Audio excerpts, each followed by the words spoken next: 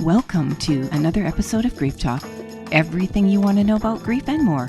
I'm your host, Vonne Solis.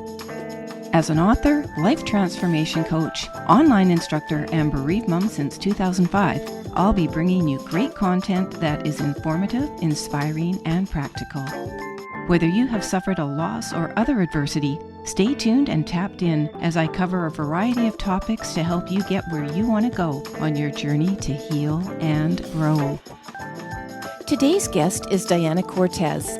Diana is a board-certified behavior analyst and former special education teacher who specializes in social skills groups for kids.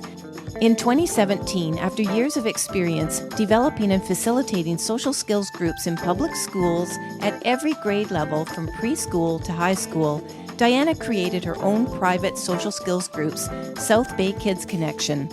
She has used the success of this group as a model to create the first of its kind social and play skills group professional development course called Social Skills Groups for 21st Century Kids. We're going to be talking about all this and so much more, and I can't wait to welcome Diana to the show.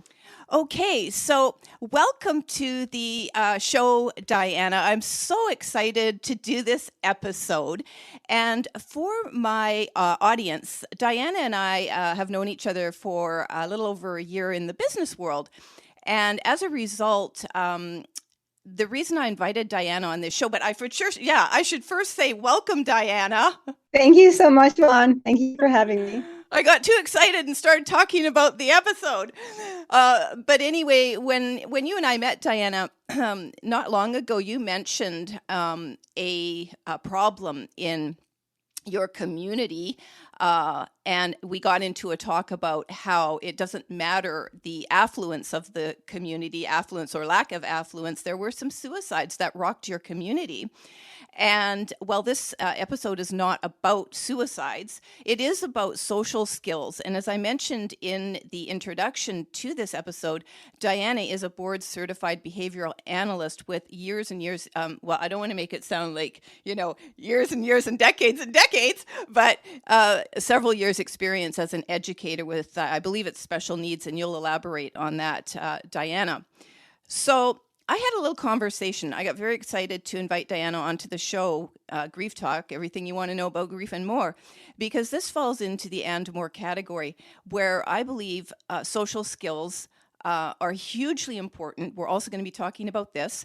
The development of social skills is hugely important at the youngest of ages. Diana is going to be talking about her work, and this is what she does. She teaches social skills to children.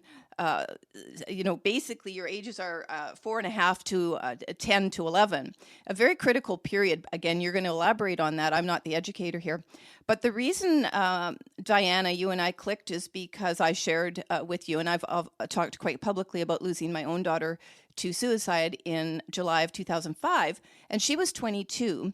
And again, I'm not going to be talking about this in this episode, but there were many things missing in the terms of connection, the respect, all the things that you teach, Diana.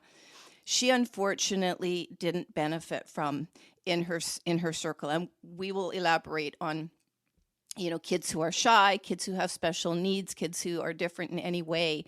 And so she fell into that sort of shyness category. She was very bright, and we moved around. So there were some factors, as they say, dynamic factors that didn't help. But I believe there was a lot missing in the educational system where we were here in Canada, and I believe you're going to support that a lot is missing in the educational system.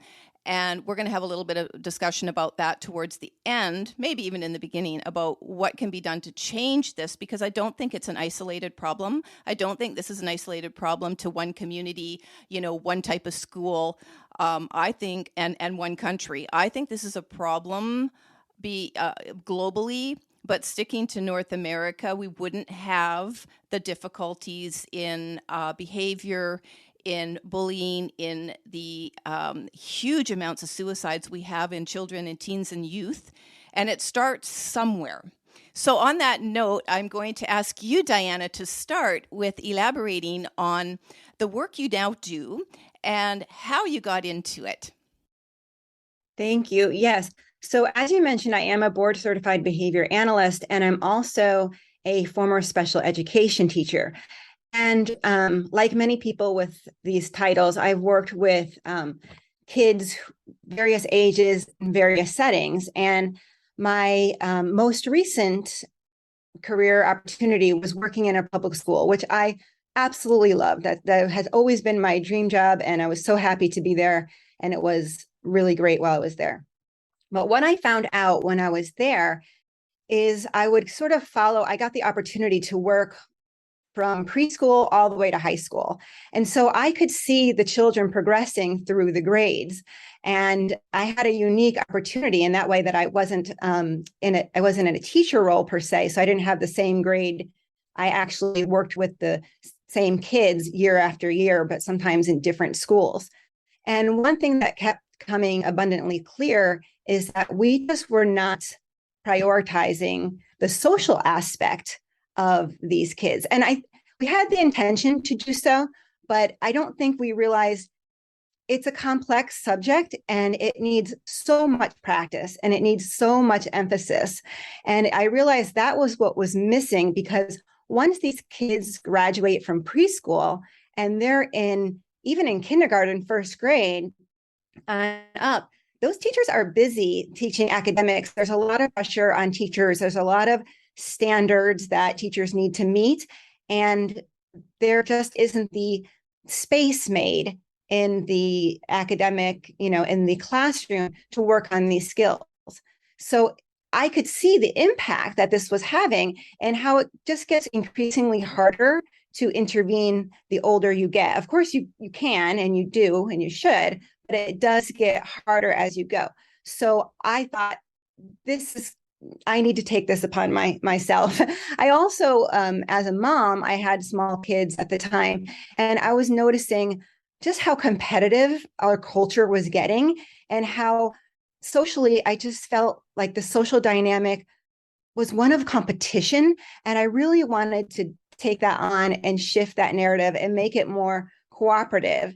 And I thought if we could just get these kids connecting more, we could reduce that competition. And you're going to get happier kids and you're going to get more socially connected kids throughout the grades. So that's why I formed South Bay Kids Connection, which are social skills groups for, like you said, ages. I have little kids, 5, 4.5 to 7, and then about 7 to 10, 11 years old, because I wanted to, from the beginning, really instill these values and these skills with the kids as early as I could. Yeah, I'm going to jump in here. We might sound, audience, like we are bouncing around a little bit, but this is a subject that you bounce around because social skills play into everything. And so in my view, now I'll ask you this. So in your professional experience, and this is an opinion, we're not giving advice here, and everybody forms their own opinion, but in your experience as an educator and certainly a behavioral analyst, if kids are not exposed to social skills development, and again, folks, we're going to be getting into it in just a little bit, exactly what Diana teaches and how kids benefit from it. So if they're not given the opportunity, because I know you and I have talked, and there's not a lot of people teaching this out, like outside, like privately. Am I correct when you're kind of, carving a path here? So if they don't want it in the educational systems because money's tight, the focus is on academics, and the social skills get lost. So what's happening to those kids? I mean, in your opinion, as they get to, early, late teens, and maybe even as children? Well, what's happening is they become increasingly isolated. And that's such a dangerous thing. And they're going to seek that connection, maybe in other unhealthy ways. But we don't really see it sometimes. And because the kids get busier, there's less time at school for the social opportunities. You only have a lunch instead of various recess opportunities when they're little. And these kids don't have friends. They are not engaging with their peers. And then sometimes, if you think about it, they're going throughout their whole entire day, 6 hours of school, not talking to anybody, just responding maybe to their teachers. And so you're having kids who are spending all day, and really what they're doing is just following directions from teachers and perhaps participating in class. But there's not that peer connection. That peer connection is so important. And isolation is a huge factor in other things such as suicide. That feeling of I don't belong, that feeling of I don't know what to do and I have no one to talk to about it. Yeah. So if we're looking at, and just to address this and me poking the bear a little bit, so what would you say in terms of, on a broad scale, social skills missing in the educational system? Like we just talked about. No, let's focus on academics. I don't really care how you're acting outside the classroom. Once you're off the schoolyard, you're not my problem. I'm thinking that's, sort of the approach. So what would you say to the educators, to the parents, and I won't say to the children themselves, but just to the, to all of us involved in children's and teens and youth lives, which is almost every aspect. Would you say for the ones that are in popular groups, are out partying with their friends, are really busy engaging in sports and other activities, without this social skills foundation, because it's been missing, and I did another episode audience with another educator called Keeping Your Kids Safe from Tech Troubles. And I'll link to this that episode in this one, because tech is replacing a lot of this too. I just want to throw that in there. So when they're relying on tech and when they're relying on their popular group or any kind of group, is that being... so the skills are still missing. So is the connection not necessarily a positive connection, even when they think they're connecting?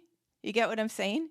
I mean, that's a very real possibility. You can have a child who has no obvious connections, like they're not talking to anybody, and then you can have a child who's surrounded by people and still not positively connected. And that's why we need to work on these pro-social behaviors, these positive social skills. And by social skills, I just want to point out, I don't mean obedience and politeness and things like that. I mean real world skills that help you build healthy relationships. And as far as what's missing in school, I really do think school systems have the best of intentions. I really, really honestly do. And I think that more and more we are shifting towards that. But just as a little side note, it's funny. I was looking for a notebook for my son, and I came across his old notebook that was barely used, and it was a mindfulness journal that they were doing, which is something you'd think is great, right? Really positive. Oh, a mindfulness journal. And really, it was just filled with almost like compliance exercises, like, so-and-so was tipping their chair over. How could they be more mindful in class? And I thought, okay, you're making space for this sort of mindfulness, being in touch with your feelings, but it's a little bit misguided. So even I think when we do make space for it, we have to make sure that we're doing it in the best way we can. So I would say, the school system, we need to prioritize this. Nothing else matters if we don't have our social well-being together. Like you said, it infiltrates every other aspect of our life. So why isn't this a priority?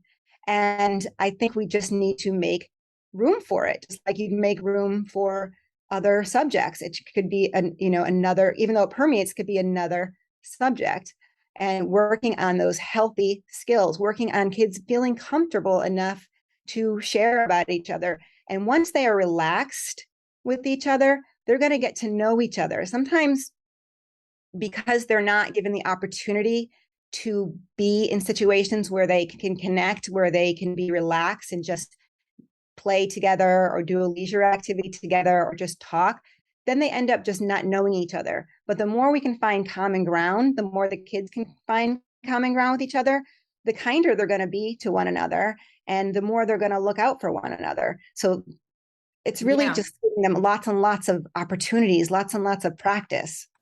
Yeah, and I mean, trust comes into all that too. I just want to, as an aside, my son, he's now 30, and when his sister died, he really wanted to go to a Catholic school in our area. So we got him in. It wasn't our catchment area, but we got him in. And I now remember, now that you triggered my memory, that in one of his classes, they did meditation, and he loved it.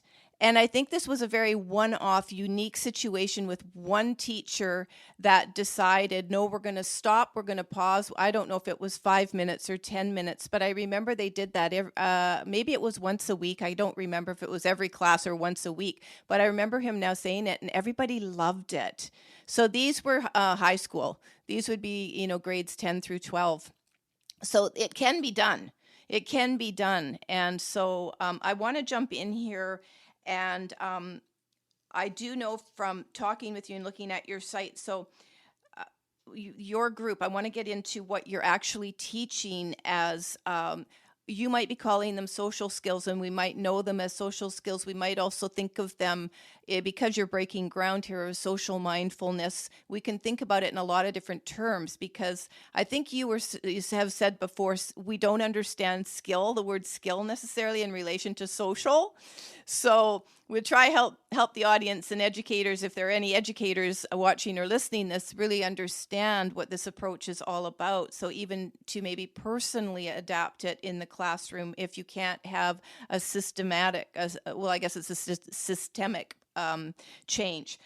So it's about valuing, it's about the connection, and about seeing the value in that connection. Is this the foundation of what you're teaching in your groups, which are explorers and adventurers? And because you're nodding, yes, it is. If you could explain a little more in your little explorers group, 4.5 to 7, more about, I've got from your site that the kids learn flexibility and, for example, adapting to rule changes, and not getting upset and mad and controlling and all that, letting others choose, and experiencing positive peer interactions, problem solving. And that might be a lot. So maybe we'll start with that. And then adventurers, they start to learn more independence and self-awareness and self-regulation. Moy, we've been talking about regulation on this show. So if you want to elaborate a little bit on that and sort of,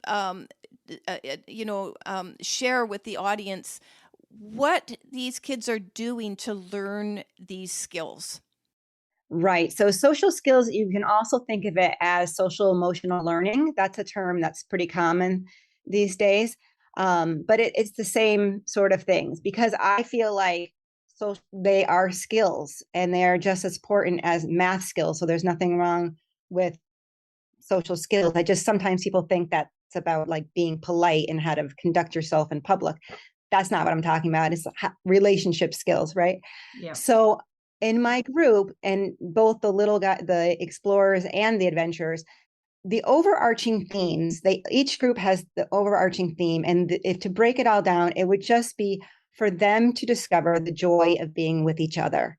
Because once we enjoy each other, that's sort of like the basis for appreciating each other, for respecting each other. It all comes from that.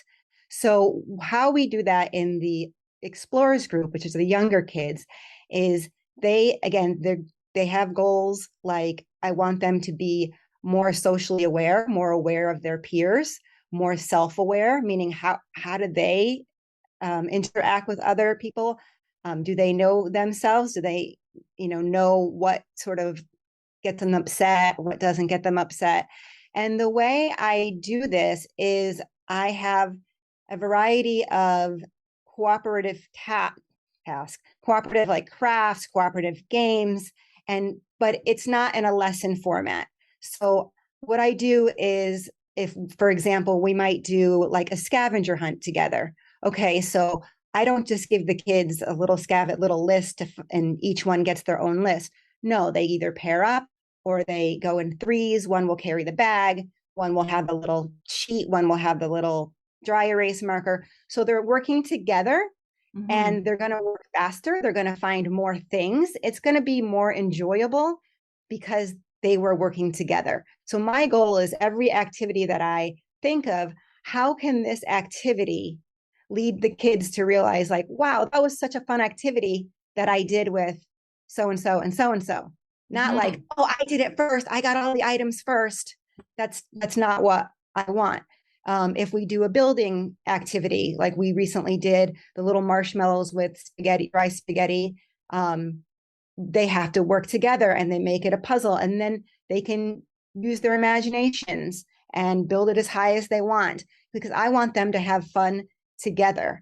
And I will cue them sometimes like, oh, great, give your partner a high five. Or, then they can kind of show to the other kids, look what we did, things like that. So everything we do with the idea that, wow, this is so much better because I did it with a friend. I love that. I love that. I'm just going to jump in before you possibly move on to adventurers. I was just thinking while you were talking about when babies are born, and they're all wonderful and sweet and they're all pretty much the same, right? But then there's that critical point where they become at an age where they're interacting, their first interactions, and they're taking steps, toddlers. And you know how some kids are just mean? And they're just mean. And they throw toys and they hit and they bite, and and so it makes me wonder if it's nurture nature combination, and what those very earliest tendencies in toddlers, how that's formed, and even what's being done about it. But when you talk about the world is just so competitive, and you're talking with your little explorers about it feels so much more fun working with others and all that. But there also has to come a point when the explorers and the adventurers grow up, and hopefully those that have had the benefit of working with you or anyone who's doing similar work, there might not be that many people, but have fully formed morals, ethics, and made decisions about what they can and can't handle, what they choose and don't choose to, surround themselves with in terms of peers and so on, and can form healthy. It's about forming healthy relationships.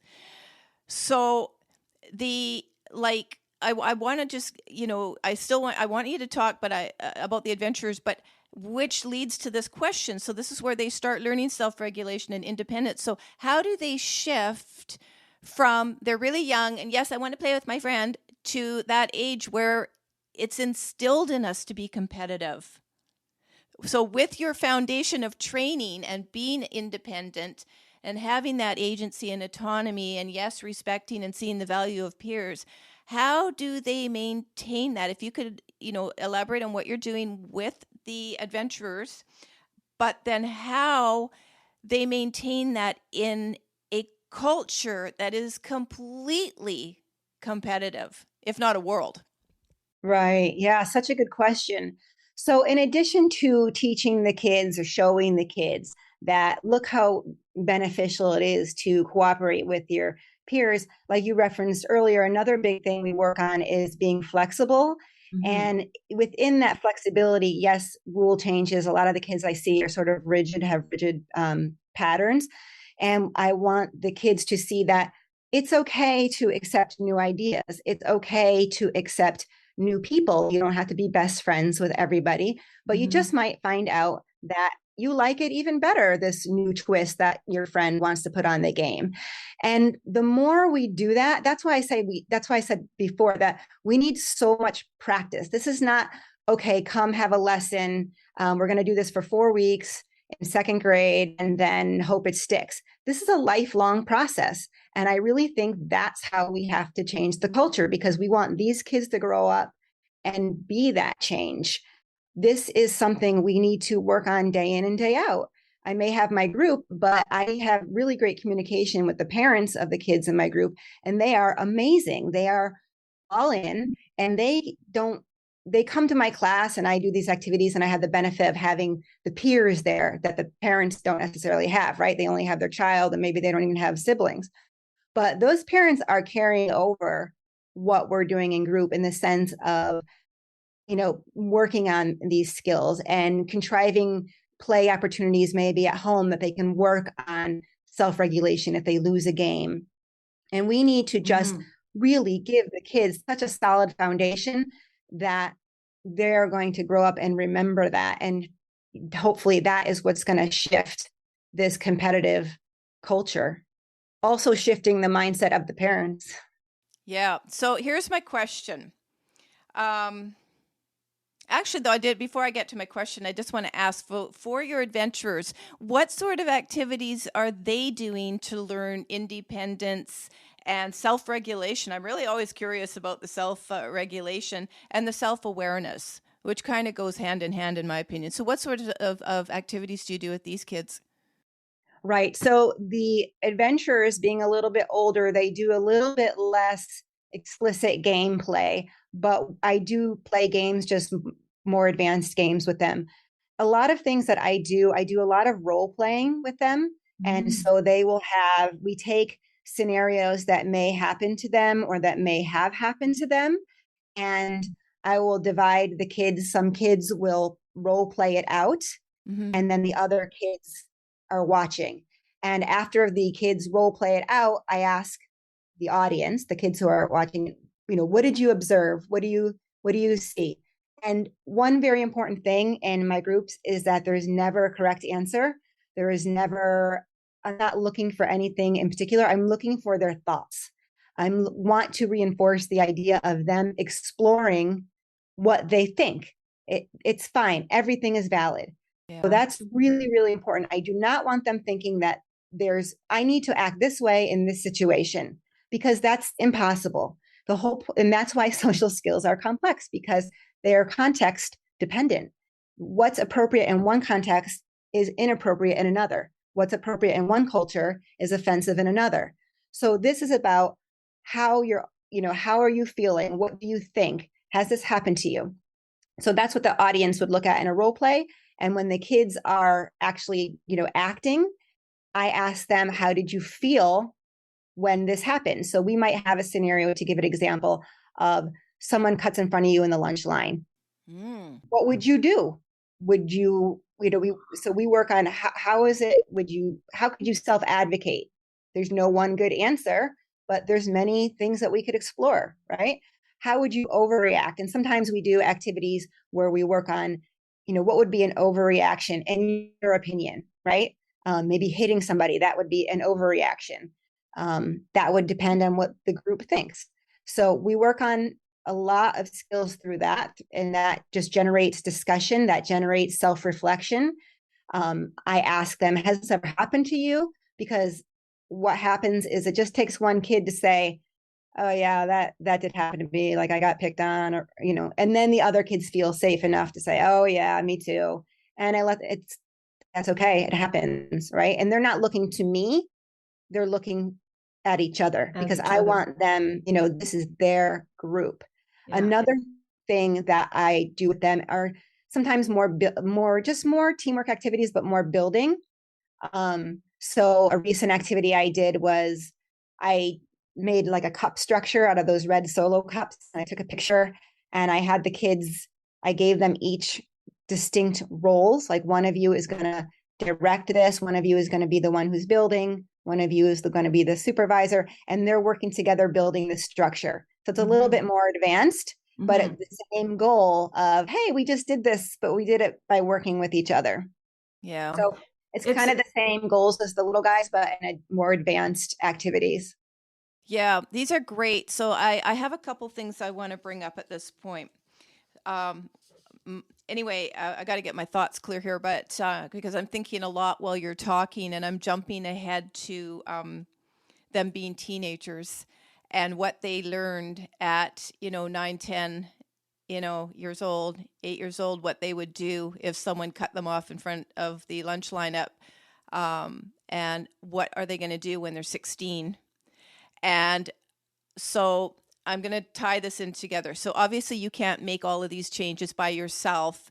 And, I know you have somewhat limited enrollment in your own South Bay Kids Connection, because you're working hands-on with these children weekly, and they can stay in the program. As you said, it's not a time-sensitive thing. They can stay in as long as they need to stay in, right, to graduate from that program.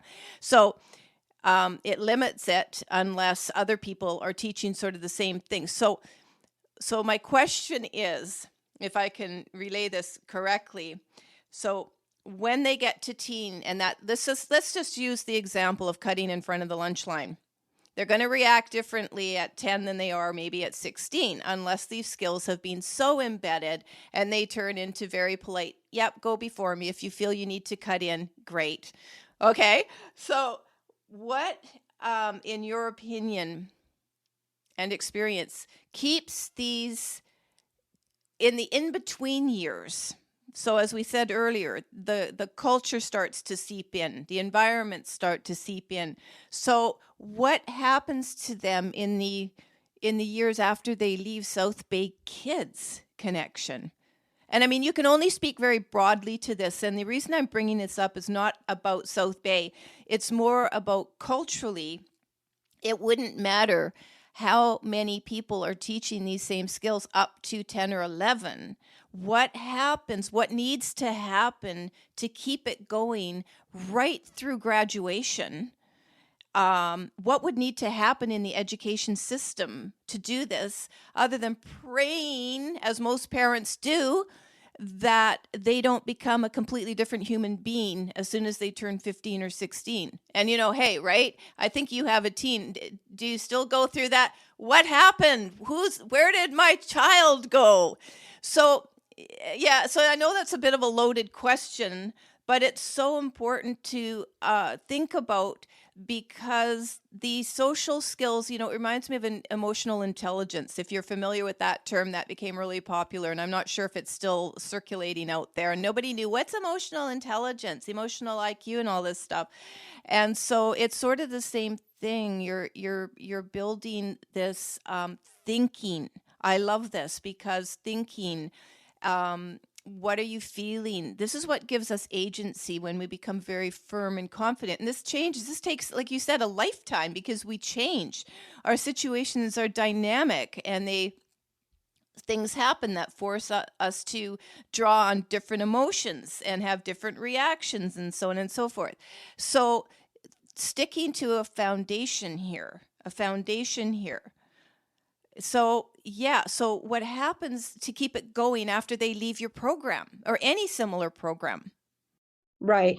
Well, in school, this is something that parents can advocate for, actually, because it doesn't have to. So my program is just, like you said, it's limited because I'm hands-on and those are the ages I work with. But I have developed social skills groups for middle school, and I've done social skills groups for high school as well. So it doesn't mean that you cap out. You just sort of change, like I said, you change the activities. You change a little bit the way they are to respect their autonomy, to respect their opinions, maybe let them have more time to talk. I find that the teens, what helps them is they need to feel that they are being listened to. So if someone cuts them in line, first of all, is there a structure? I think two things, right? One is the person, him or herself, who's experienced this. The other is the environment in which they're experiencing it. So one thing that the school could do, or any environment could do, is set up a structure that sets the children up for success, right? So maybe not have the lines infinitely long. Maybe have something where it's a little bit more indicative of where the line is, so you can line up, so there's less confusion. So you can cut down on frustration. You can set up kids for success through environmental manipulations in a big way. You can do a lot of preventative stuff right there and then. Also within the kids. Now, if someone cuts them in front of the line, hopefully they have learned, hopefully they are working on, they have the self-confidence to self-advocate for themselves, right? Or let it go if it's really going to come to that. It would depend on what that child feels at that time. Yeah. But also, do they feel like, say it's something worse than cutting in line? Say it is low-key bullying or something like that, or out and out bullying. Yeah. Do they feel like they could go to somebody and their voices be heard? A lot of schools have things where you can write an incident report. You can sort of report it, but kids get jaded because where does that go? I do think, again, I'm pro I'm pro schools. I really think they have the best interest in mind. But we need to evaluate these systems, and are they working, or are they more on the punitive side to keep order, or are they more on the preventative side? So that would be my answer. Environmental manipulations to set up the kids for success, but those kids need to feel like if they have something, they can go somewhere to someone to be heard. So that's so important because feeling like you're being listened to, heard, same thing, more or less, um, it's so critical when you. So one thing I want to say is, so it's critical to everyone's development, to everyone's feeling like they're a worthy contributing member of society. Even us adults who are coming from certain horrible situations and have to rebuild ourselves and feel like we're not being heard in our respective pain and struggle. Going back to the school system, so this is why I am a huge believer in it all starts right at the youngest of ages, how we respect and listen to our babies, our toddlers, our children, try and teach them right from wrong and the reason for that. And then as they grow up, why are you making that choice? I have said this on a previous episode, but when I grew up, my mom would always give one of four a choice. And if we wanted to do something and it wasn't necessarily the right choice, she would point out, well, this is your choice, but these are the probable consequences. You choose. And I never, and so consequently, and you know what? I actually have to say, I left home when I was just turning 16, and I never got myself into trouble. So is it because I developed that autonomy very early on? Perhaps, it was so new before its time, and, maybe my mom would have stepped in and done something different. I have no idea. But it was liberating. We always had these like in-depth conversations about life and all sorts of stuff. So I don't think I ever she was an artist as well, so, and a musician. So maybe that was part of it. But I never felt that I couldn't do what I needed and wanted to do.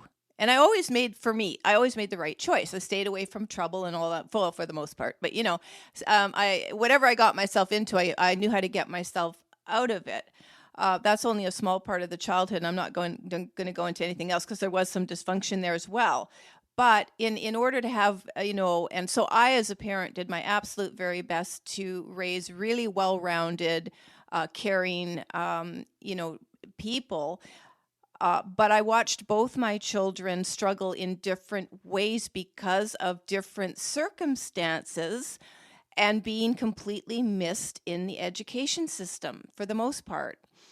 And so this is a very, very important conversation for me to have, because I want to say, and Diana, you can speak about this. We're not talking about the work you do is just for special needs kids.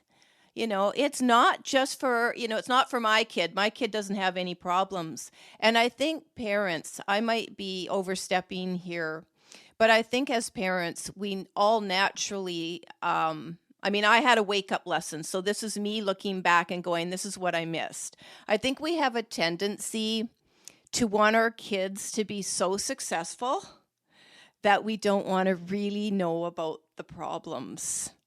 And this is why we miss suicide tendencies at risk. We miss what our kids are really doing. And I don't think it's changed a whole lot. I missed everything. So I'm not sitting here, waving the banner and saying, hey, of course I got it wrong, horribly wrong. And it's cost me one of the biggest sacrifices in my life. And it's painful to think when you lose a child or you have a living child who there's something wrong, but you don't really know what's wrong. And so much is being missed in the schools and in their peers and in the community. It's almost like no one cares. And I don't think that's the case. And I'll I'll speak to your point that you think that schools have the best of intentions, and I'm going to agree with you. I think we all have the best of intentions, but none of us have been culturally conditioned or taught to really care for each other. Right. Isn't that funny? Yeah. Exactly that. That's what we need to do. It kind of sounds weird. Like we need to be taught to care for each other, but Yes. we do. We actually do. And Yes. I'm with you. I'm certainly not a parent of the year. I miss a lot of things as well. And I certainly have my struggles with my own kids. And I think it's actually easy to miss things because you said we really want our kids to be successful. And I would say also, we really want our kids to be happy. It's hard, and this is one of my personal struggles. It's really hard to see your kids struggle. So you want to immediately go in and fix whatever the problem that is. Yep. Either not hear about it, you can turn a blind eye, or you want to fix it. Yes. And we need to make one thing that I have learned is, and one thing that has helped me a lot in my parenting journey, it's easier to do it with other kids than your own kids for sure, is just, hold space for that struggle and don't try to jump in and fix everything. Listen, let them process it out and keep that connection open, keep those lines of communication that they know that they can go to you, but that you don't want to feel like, because if you keep fixing the solution, then they're going to come to believe that they can't fix it on their own, or that this struggle is bad. And not all struggles are bad. Struggles are how we learn. I had a little boy in my group, but just a little 5-year-old. And what happened was someone was showing their Lego creation that they made, and somebody next to him dropped it by accident and it broke, and it was fine. They put it back together. But the other little boy said, and someone said, "Oh, it was just a mistake. It was an accident." I said, "Okay, that's fine." And the little boy said, I wish mistakes never happened." And I thought, oh boy. And I said, "Oh, that's okay. That's how we learn." And we say that, but to really embody that is another thing, right? To really like, oh, it's okay if we struggle. It's okay if we make these mistakes, because it's how we learn. And we will have more patience for each other if we assume that we are coming from a place of goodness, of compassion. So I think sometimes why we are competitive with each other and why we are defensive with each other is because we are kind of making assumptions about that other person. And really just, I try to tell my kids, you just do what you think is right and just do your best. You can't control other people's feelings about you. You can only control yourself. But it's really hard, and it's really easy to miss things because kids, especially as they get older, they won't offer up as much, how was your day? They won't offer up as much, and they'll be online more and they'll be on the phone more. So I think as parents and as educators, we need to incentivize them to talk to us, to stay connected. And whether that just be with not always making demands on them or not always trying to fix their thing, or whether that be offering lots of different activities that schools can do. Schools can offer lots of different clubs, lots of different, just different activities and ways that they can be engaged with other peers. So they're going to be talking and making those friendships more. It's a whole system that we need to build, like a whole ecosystem that we need to build. Yeah. And so again, for anyone watching, listening to this, doing the work, educators, all of us want to make a better world, and we are passing the world on to our young people. I want to say, as the parent of a now 30-year-old, and for me, it's kind of weird because my daughter would be 39, and it kind of feels like there's a chunk there because my kids were 9.5 years apart. There's a chunk there I've missed. And so I kind of have to always, my poor son, I use him as my example when we talk parenting stuff, but the parenting stuff never ends. Is what I want to tell all of you who are still with young children, teenagers. It doesn't end, and you're going to have the same worries about them and concerns and wants for them, which is for them to succeed and be happy. no matter what age they are, because that's just how we're wired to be good parents. And do we make mistakes? Yes, we make mistakes. But in going to the point of communication, my experience is as much as you want and believe your kids are telling you everything, they're not. So the next best thing is that they feel safe enough to tell a peer, a really good friend. And I'm just going to really quickly add here for anybody. So part of what you and I are talking about, Diana, is in your work setting foundations for them so they can be very successful, well-adjusted, flexible human beings all the rest of their life. And the core underneath that is what we've just been talking about, the fact that a lot of this is missing in probably, well, certainly the Western culture, our North American culture. And so, as you say, on a very macro level, change needs to be made. Change is made when we start talking about these things, and we start talking about these things when we notice the problems.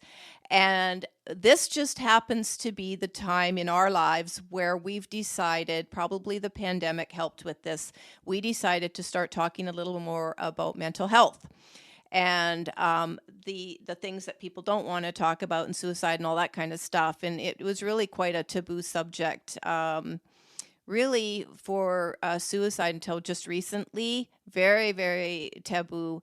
Mental health, I think that's sort of been, a few years in the making where, people are, we need to talk about our health. Well, yes, we need to talk about it, but we also need to care about it.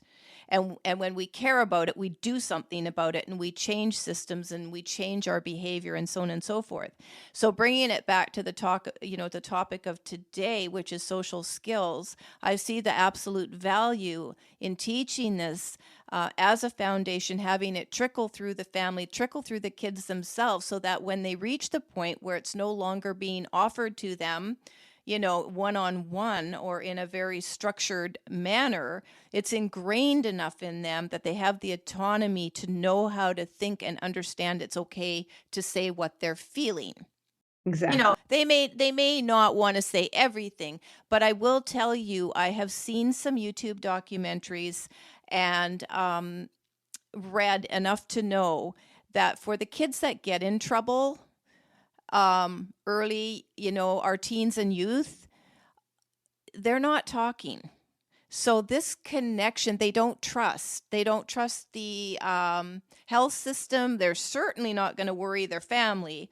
And I will just say this, because this is very important for parents to know. So even in my own situation, my daughter did share her plan to suicide with her best friend, who actually died 5 years later by illness. So we lost both girls ultimately. And her friend told me this after my daughter died, and was racked with guilt because my daughter had sworn her to secrecy. And what was she going to do? So even though we're not specifically talking today about at-risk kids and children, like children and youth, what we are talking about is if they don't have the skills and they don't know how to connect and they are isolated, which you said earlier at the beginning of this, it leads to a huge amount of isolation. Exactly. That's where you get the problems. That's where you get the suicides. That's where you get kids that look like they have the best life on earth, not be feeling that when they shut their eyes at night, and keeping it all within. And sometimes what happens is the kids, the older kids, teens, or even, older, is the reason why they are not sharing is because perhaps they have in the past and it hasn't gone well. So it's really important that we take what they say. That's why we have to more listening, less directing. Yes. Because that happens, like things have been brushed off and they've just learned that, it's why bother? Exactly. Something else I'll share from experience for anybody that's interested in this and can take some cues from it. So, I learned a big lesson when my daughter was gone at 22. And then I went, well, wait, I thought I was a good mom. So I was the mom that filled out the college application, and I pushed. I pushed because I cared and I knew she could, or I thought she could rise to the challenge, but she couldn't. And she hid that from me. Okay. And she hid it from everybody pretty much. She couldn't rise to the challenge.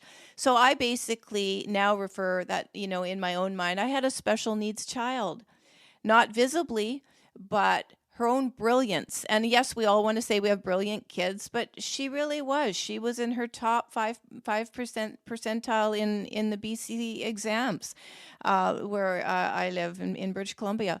And, and so you have a lot of, that's why you see when you have these deaths of these sports, athletic young ladies, and they have everything. They're leaders. They're going places.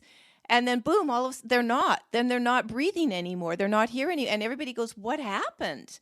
So I just want to point out when that happened for me, and we even made some mistakes in very early grief, which this episode is not about, but very early mistakes with our son who was only 13. So now I have a lot more awareness and can help people like, oh my God, this is what we missed. This don't, et cetera. But that's not what this is about. When my son went to university, by then a few years had passed and he couldn't cope in the way that they're expected to cope, which is a full, 5-course full-time load. And then some of the kids work part-time as well. So he changed his program 3 times, and he had gone the first time on a scholarship for computer science. And he agonized because he didn't want to do it. And do you know how grateful I am that one day, maybe 5 weeks in, 4 weeks in, I don't know, it was a few weeks in, he came to me and said, Mom, I just have to tell you, I don't want to do this. So you know what? We figured it out together. He also went to part-time studies and he didn't work a part-time job. And we had just bought him a car, which he was going to, try and make the payments on it. And I just happened to be really grateful that he lived at home, but we lived in the country, so he had to commute. So you know what? We're like, fine, we'll carry it for you. We'll just carry it for you. So did he have to go to a university a couple of summers for a couple of courses? Yes. Did it cost a little bit more? Yes. It didn't matter. I have my son. Exactly. Got my son, That I just want to say that, and we're talking about this because this is what your work teaches the kids. And even though he didn't benefit from that training and foundation, I raised him the same way my mom raised me, which is, let's talk. I did with my daughter too, but obviously there were some other factors like that everybody missed. And for those of us that have lost children, I also just want to jump in here.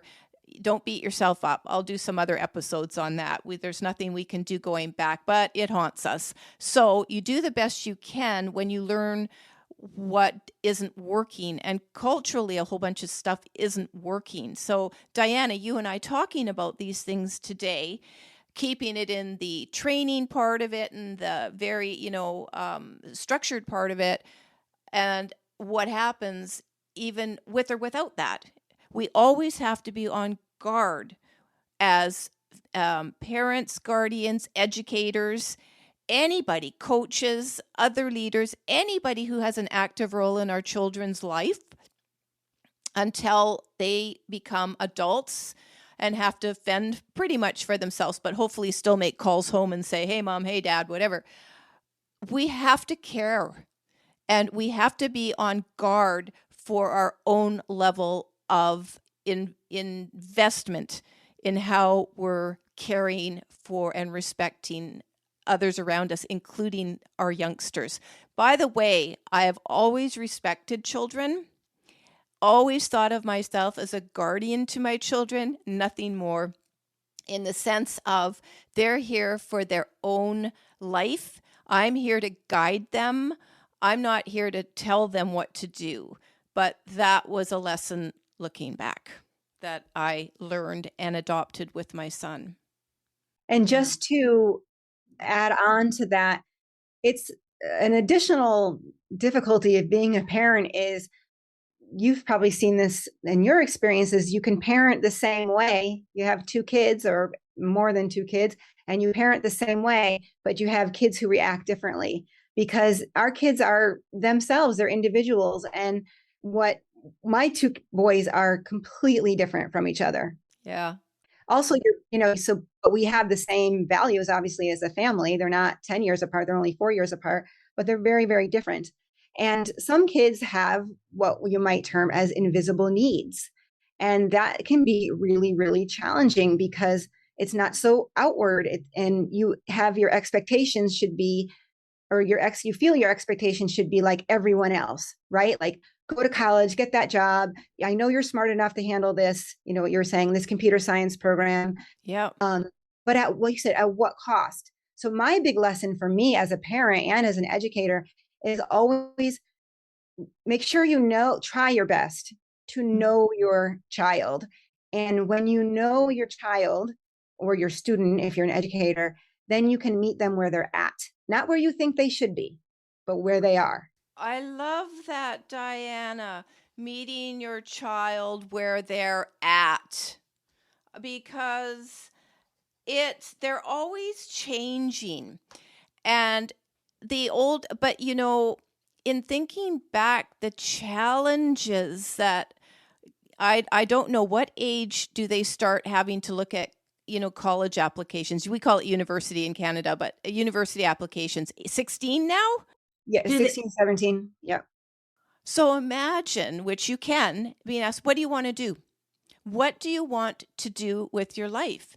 In the case of going back to my son, I love him so much. And I always say, if you're watching this episode, please forgive me. But anyway, he ended up graduating a double major, philosophy and law. Who knew? And then, but here, to your point that you just said, okay, you get an undergrad in law, you apply to law school. So he's doing his application. Cost at the time $150 just to submit the application. He pays the $150 and he has to fill out, why do you want to be a lawyer? And he has no clue. And to this day, although he works in a quasi-judicial board with lawyers, he can't stand the idea of being a lawyer. And he's making his way. And I think one of the things I want to point out too, I know we're coming to the top of the hour here where we're going to have to close out, but we don't have to, but we probably will, is that we see this potential in our kids at any age. And we see and can imagine and envision the success from a choice. And then they don't want it. Like my daughter was told by professional ballerinas, she at 4 or 5 years old, she would be a perfect dancer. She's got the body type and the long legs. She didn't want to dance. And I thought, oh, but I wanted her to be a ballerina, stuff like that. Right. And you know what? I'm not entirely sure it ever really goes away because we tend to look, I'm going to throw this out here because I'm just thinking it now, and maybe this is just me. Tell me if you do this, Diana. But we can tend to look at what's missing in their life, and we want it so much for them. And we can see that, but this would round you out right now. I want this so much for you, but they have their own reasons why they're not going down a certain path, studying a particular program, taking on a different job, like whatever it is. See, they're good at it. Yeah. And so it's watching them evolve into their own individuality. It can be challenging for us because I don't know, every one of us, it's a little fuzzy for me going back, but imagine your babe in your arms, seriously. And we dream for them. We do. Right? I remember when my teenage son, he's 16 now, and when he was about 10, he was in Taekwondo, and he was a red belt. And the next step after that red belt was a black belt, and all he had to do was take the test. And he didn't want to do. I was like, I was so excited for him. Like, that's such a great opportunity. You can be a black belt. Like, that's Yeah, I know what's coming. I'll never forget this boy. I have to say, my kids are pretty good expressors of feelings. We were in the car and he gave me, I wish I could remember, I wish I had recorded what he said. Oh, you know what, Mom? I don't want to take this test. I don't want to continue Taekwondo. I'm not going to be a professional Taekwondo. I don't want to be on a team. I really just enjoyed it for the games and the activities. And I feel like I can get my physical exercise in another way. I don't think it's fair for you to be driving me and to be spending money on something I don't want to do. Wow. Wow. Yeah. Want to be a black belt? No, he didn't care. I wanted him to be a black belt. He could care less. Yes. He could care less. And I will challenge any parent who said, nope, they're not living vicariously, even to a small degree, through their child. I will challenge them to really double think that, because it is hard watching your child. It's fascinating, and it can be hard watching your child grow into who they really need and want to be. I mean, but listen, it takes years for them to even figure that out. And at different stages, they're presented with different challenges too. It can be career choice, it can be relationships, it can be all sorts of things. But if we look at them as just these incredible human beings, and we give them the best start we can give them, starting in the home. And even, so I'm going to sort of move here to close this out, Diana, for people, parents who are watching, listening to this, and they don't have the benefit of a program like you're offering in your area. You do have things on your website. I should ask, do you have things on your website to help parents, resources to start to instill these certain skills right in the home? Because let's really emphasize that's super important too. That is the foundation, is it not, in the home? It is. On my website, on the southbaykidsconnection.com, you will find a variety of blog posts, and those posts have some suggestions of how to handle some things, whether it be if your child doesn't seem to be forming any friendships at school, some things you could do. There are some posts about ways for a non-sporty child, because sports are so valued in today's society. If you don't have a child who's into sports, what other ways can they meet friends and do activities, as well as some tips for playing games at home and how that can benefit your child, how to choose some games, and what skills you can work on through just your basic board games at home. Oh, that's excellent. Excellent. So I'll be putting links to your southbaykidsconnection.com and any social media that you want to share. People can find you on TikTok. They right? can. And so we'll put a link to that, and any other social. Are you on any other social media right now, Diana? Primarily, I'm a little bit on everything, but primarily you can find me on Instagram and on TikTok. For Instagram, I am at South Bay Kids Connections, and also I'm at Teach Social Skills, because in addition to my physical local services groups that I do, I also teach other educators how to form these types of social skills groups. And that handle is at Teach Social Skills. Okay. We'll be putting all that in the links below, audience.